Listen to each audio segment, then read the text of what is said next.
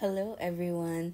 Welcome back to my channel, The Theoretical Doctor Audio Blogs. Here I will be sharing the 8 best advices I remember for the longest time as I was going through my first posting as a house officer in the Orthopaedics Department. The link to the article of this audio blog is available in the description below if you would prefer to read on it instead. Otherwise, let's begin. I was in the orthopedics posting for 4 months. 4 months went by both rather quickly and slowly. I remembered going through the posting wondering if I will ever be done, and also, before I knew it, I was done. Along the way, of course, there were various people in the posting who advised me. Some gave me words of encouragement to lift my spirit in order to carry on because I seemed rather hopeless and lost. Most of which were unsolicited, of course, yet stuck with me even till today. Number 1, just work hard every day, and before you know it, you've finished. And before you know it,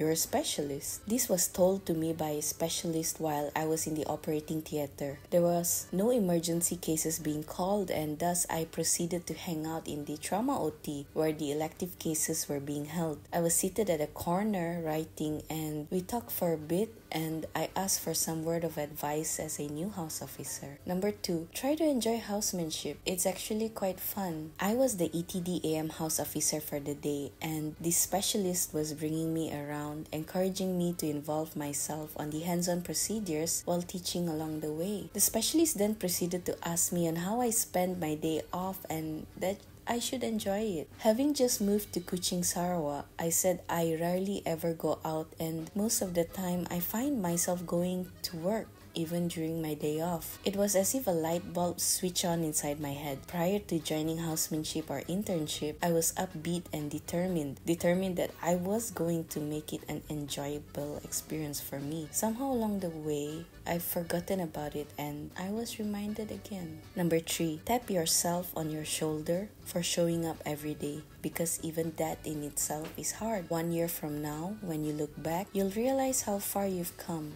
and how much you've grown. This was told to me by a senior while I was still tagging. I remembered that it felt as if it was going on for the longest time, and I definitely was not looking forward to getting up in the morning and going to work the following day. I struggled to see the purpose and I was on the verge of breaking down. Yet those kind and wise words reignited the fire that was slowly dying inside of me. Every time I struggled to see my purpose or I felt like giving up, I would remember that all I needed to do was to keep showing up no matter how useless or worthless I felt. Number 4, everybody pays their dues. There are good days and also bad days. Unfortunately, controlling the type of day is not within our reach. The only thing we can do is to do our utmost best while we are on our shift and try again the following day. Those bad days are difficult days, and it is during those days that we need the most help, be it externally or internally. It depends on your interpretation of this sentence. However, for me, my outlook on this is that if I were to be generous, helpful, and selfless when asked or needed, help will always be there when I need it. Irregardless if it is never from the same person, there always seems to be an angelic soul within arm's reach to reach out whenever I need it. Number 5, just go with the flow. Just ride with the wave.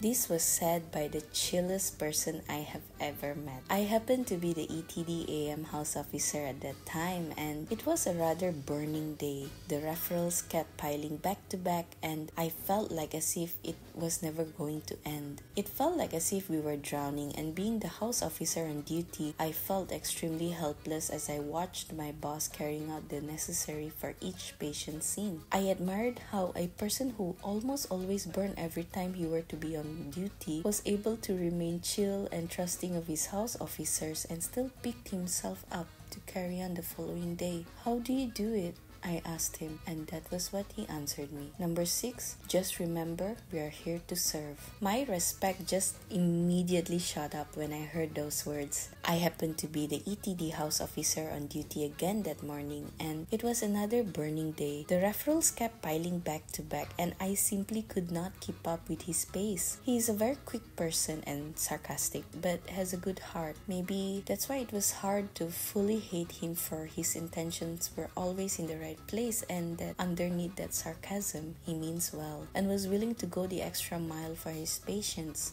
A trait that I've observed one too many times in him. That was my purpose. Regardless, I didn't know yet in terms of my specialty of interest, but I knew that at the end of the day, it is all about service, and that is our form of contribution back to society. Number 7, at the end of the day, nobody cares. So make sure you take care of yourself. This was told during my very first EMOT experience. I was scared because I did not know him, nor have I worked with him previously. However, working with him turned out to be one of the most enjoyable experience, and it was during one of the early weeks of my first posting. The meaning of those words did not hit me till sometime later. People will scold and let their frustrations out on us. It is somewhat a norm here. It happens. However, it is best not to take it personally and let it affect us mentally, because at the end of the day, just like he said, nobody actually cares. Well, except a few individuals and our family members. Thus, it is best to always prioritize our mental health and physical health in order to continue. Number 8, it's hard at first, but it always gets better. My senior told me this during one of my early days in my posting, and I've actually forgotten about it. However, I never forget how she stayed by me during my first night as ETD PM house officer and taught me how to function. She made ETD fun for me, and thus that's why I love the ETD shift and also the EMOT shift. True that it is indeed tiring, but I would rather take on those shifts than ward duties. After many months, I ran into her again. She was in a different posting by then, and we chatted for a bit. I thanked her for her help during my first night on that shift. I felt supported and guided, and I was more than grateful. It was then I was reminded of what she told me. This is something I'll carry out with me all throughout my housemanship journey. Of course,